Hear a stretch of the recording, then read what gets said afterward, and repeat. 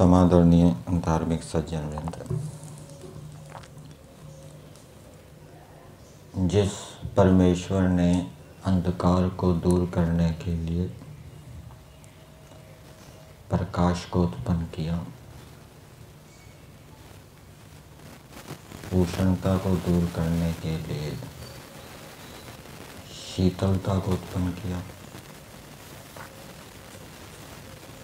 भूख को मिटाने के लिए अन्न आदि औषधियाँ उत्पन्न की, प्यास की निवृत्ति के लिए जल आदि पदार्थों को उत्पन्न किया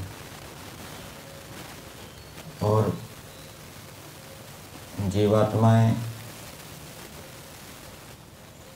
पड़ी हुई थी सृष्टि के अंदर।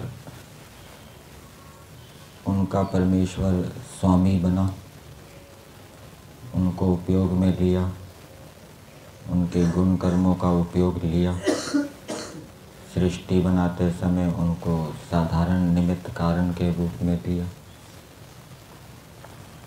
और ईश्वर को पता था कि जीवात्माएं जब मैं इनको शरीर दूंगा, ये संसार के अंदर शरीर धारण करके आएंगी तो इनके अंदर मूर्खता उत्पन्न होगी। तो उस मूर्खता को दूर करने के लिए परमेश्वर ने वेदवाणी दी, विद्वानों को उत्पन्न किया। ऐसा जो परमेश्वर है, वेद में बताया गया है कि वेदवाणियाँ ऐसे परमेश्वर की अनोनवुः स्तुतियाँ करती है। सभी लोकांतर परमेश्वर की स्तुति कर रहे हैं।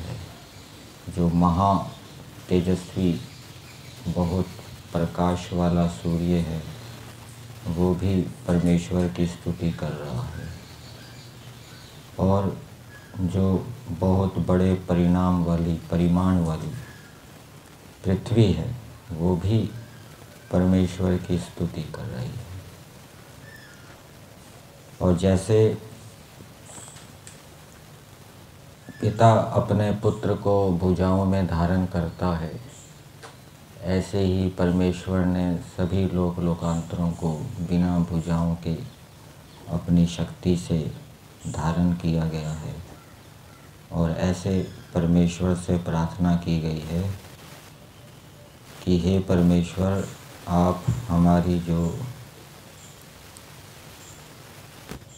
आराधनाहीन भावनाएं हैं, आराधनाहीन जो हमारे व्यवहार हैं, ऐसे व्यवहार जो आपकी आराधना नहीं करते, ऐसी भावनाएं जो आपकी आराधना नहीं करती, उन भावनाओं को आप दूर कर दीजिए।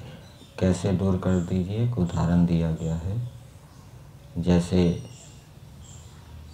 पैर की ठोकर से किसी वस्तु को दूर किया जाता है, हटाया जाता है। हम जा रहे हैं रास्ते में, कोई पदार्थ सामने बाधक बन रहा है, पत्थर है छोटा सा, तो उसको हम पैर की ठोकर से हटाते हैं। ऐसे ही आप हमारे आराधनाहीन व्यवहारों को, आराधनाहीन जो हमारी भावनाएं हैं, उनको पैर के ठोकर के समान दूर कर दीजिए।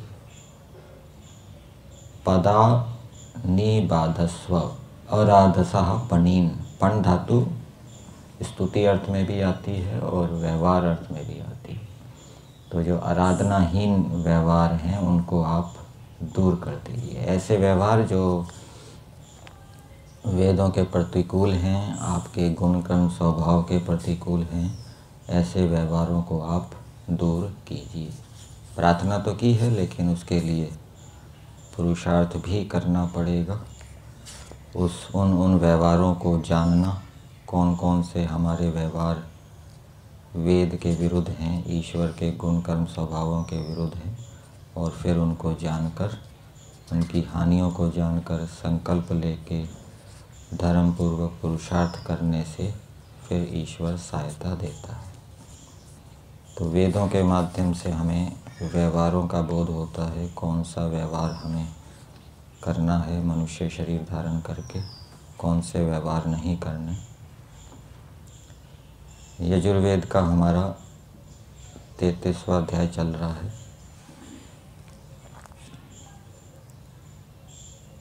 कल हमने मंत्र संख्या 62 के ऊपर विचार किया था। अध्यापकों को न्याययुक्त व्यवहार करना चाहिए, ये भी ईश्वर की आराधना पूर्वक व्यवहार है, और ऐसा करने से ईश्वर की ओर से सहायता मिलती है, ज्ञान विज्ञान मिलता है। और अध्यापकों का क्या व्यवहार बताया है कि वो दूसरे जो विद्वान हैं उनका सत्कार करें और ऐसे विद्यार्थी को पढ़ाएं जो जिज्ञासु है, पवित्र है, सरल है, जिसके अंदर दुष्टता नहीं है। तो ऐसा करने से विद्या जो है वो बलवती होती है और ईश्वर की आज्ञा का पालन होता है, वेद की आज्ञा का पालन होता है।